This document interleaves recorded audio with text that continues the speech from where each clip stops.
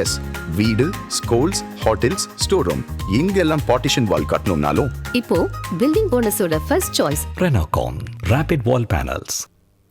2026 தமிழக சட்டமன்ற தேர்தலை முன்னிட்டு தேர்தல் பணிகளில் ஈடுபடும் அதிகாரிகளை இடமாற்றம் செய்ய தேர்தல் ஆணையம் அதிரடி உத்தரவை பிறப்பித்துள்ளது.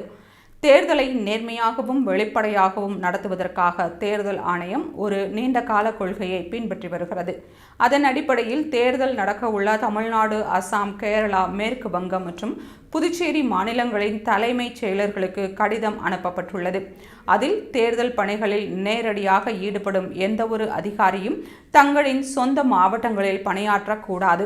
கடந்த 4 ஆண்டுகளில் ஒரே மாவட்டத்தில் 3 ஆண்டுகளை நிறைவு செய்த அல்லது வரும் 2026 மே 31க்குள் 3 ஆண்டுகளை நிறைவு செய்ய உள்ள அதிகாரிகள் கட்டாயமாக மாற்றப்பட வேண்டும் மற்றும் கடந்த சட்டமன்ற தேர்தலின் போது ஒரு குறிப்பிட்ட தொகுதியில் அல்லது மாவட்டத்தில் பணியாற்றிய அதிகாரிகள் மீண்டும் அதே இடத்தில் பணியமர்த்தப்படக்கூடாது என கூறப்பட்டுள்ளது.